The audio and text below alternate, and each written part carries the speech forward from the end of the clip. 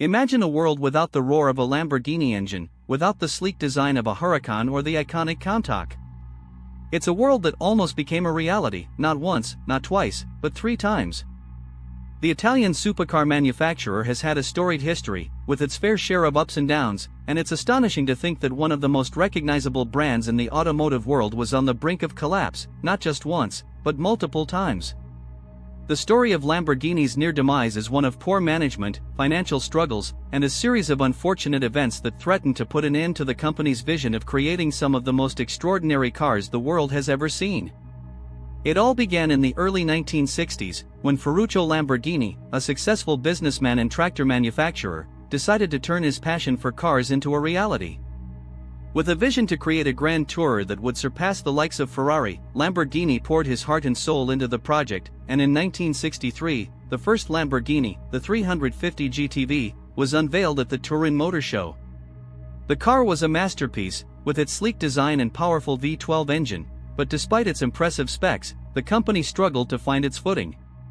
The 350 GTV was followed by the 350 GT, which was the first production car to bear the Lamborghini name, but the company's financial woes began to mount. By the late 1960s, Lamborghini was already facing significant financial difficulties, with the company's bank account dwindling rapidly. The first threat of bankruptcy loomed, and it seemed as though the fledgling company might not survive to see the dawn of the 1970s. Ferruccio Lamborghini was faced with the daunting task of saving his company, and he was forced to make some tough decisions to keep the dream alive. As the 1970s rolled around, Lamborghini's financial struggles continued to worsen.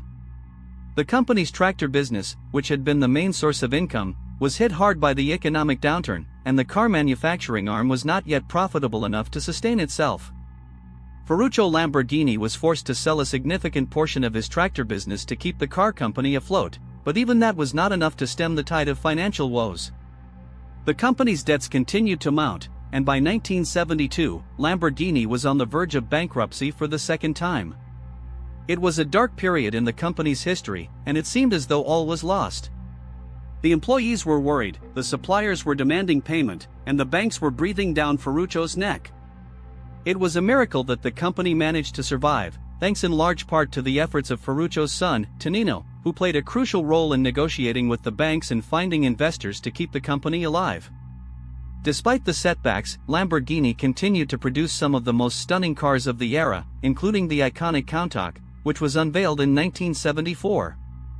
The Countach was a game-changer, with its futuristic design and scissor doors, but even its success was not enough to guarantee the company's financial stability. The 1970s were a tumultuous time for Lamborghini, with the company changing hands multiple times. In 1972, Ferruccio Lamborghini sold a 51% stake in the company to Georges-Henri Rossetti, a Swiss businessman, in an effort to raise much-needed capital. However, the partnership was short-lived, and by 1977, Lamborghini was once again on the brink of bankruptcy. The company's debts had grown exponentially, and it seemed as though there was no way out. The employees were worried, the suppliers were fed up, and the banks were ready to pull the plug. The year 1977 was a critical juncture in Lamborghini's history. The company was in chaos, with no clear direction or leadership. Ferruccio Lamborghini had stepped down as chairman, and the company was being run by a series of caretaker managers. It was a period of great uncertainty, and many thought that the end was nigh. The company's assets were being sold off, and the workforce was being downsized. The once mighty Lamborghini was on its knees, and it seemed as though there was no way to get back up. But, as is often the case, when all seems lost, a glimmer of hope appears. In this case, it came in the form of the brothers Jean-Claude and Patrick Mimran, 2 wealthy businessmen who were looking to invest in a luxury car brand.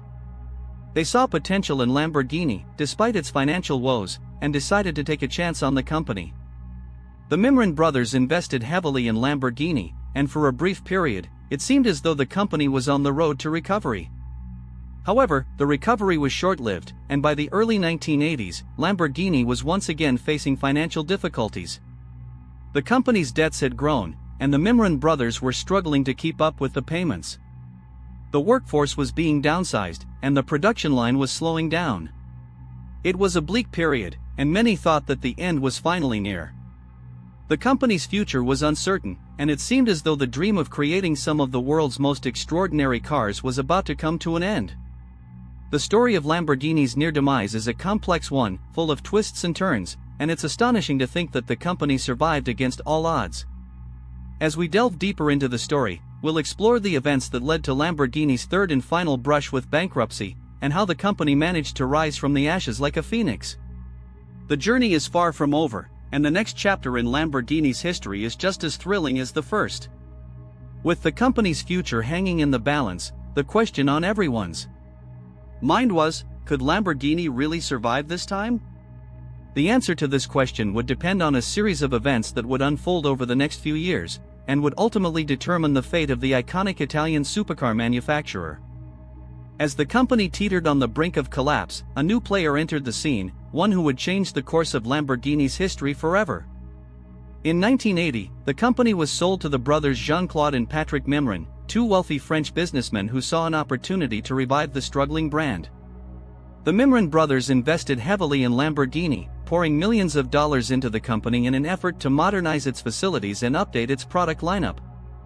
However, despite their best efforts, the company continued to struggle, and by the mid-1980s, it was once again on the verge of bankruptcy. It was at this point that the Mimran brothers decided to sell Lamborghini to a group of investors led by Chrysler, the American automaker. The sale was seen as a lifeline for the company, and it gave Lamborghini the financial stability it needed to continue producing its iconic cars. Under Chrysler's ownership, Lamborghini experienced a resurgence of sorts, with the company introducing new models such as the Diablo, which would go on to become one of the most popular Lamborghinis of all time. But despite this success, the company's financial troubles were far from over. In 1994, Chrysler decided to sell Lamborghini to a group of Indonesian investors, led by Tommy Soeharto, the son of the country's president. The sale was seen as a way for Chrysler to recoup some of the money it had invested in the company, but it ultimately proved to be a disastrous move for Lamborghini. Under Soeharto's ownership, the company's finances continued to deteriorate, and by the late 1990s, it was once again on the verge of bankruptcy. It was at this point that the Volkswagen Group, the German automaker, entered the scene, purchasing Lamborghini in 1998 for a reported $50 million. The sale marked a new era for the company, and under Volkswagen's ownership, Lamborghini experienced a level of stability and success that it had never known before.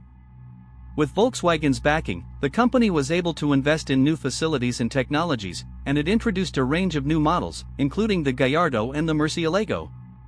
These cars were hugely successful, and they helped to establish Lamborghini as one of the world's leading supercar manufacturers.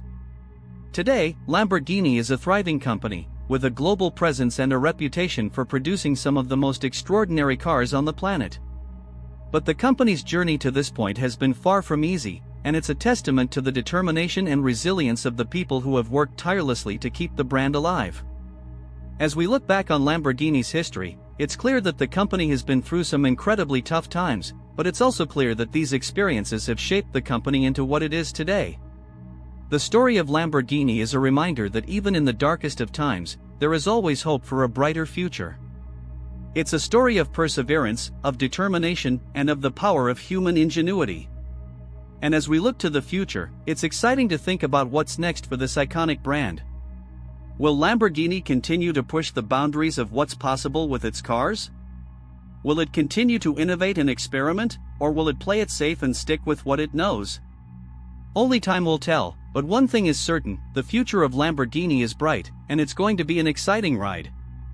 As we come to the end of this episode, we want to hear from you. What do you think is the most interesting part of Lamborghini's story? Do you have a favorite Lamborghini model or a favorite moment in the company's history?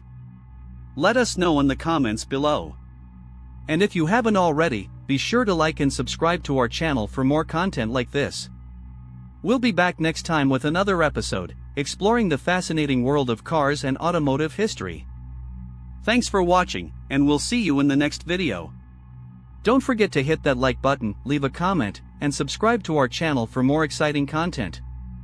We appreciate your support, and we're looking forward to sharing more stories with you in the future.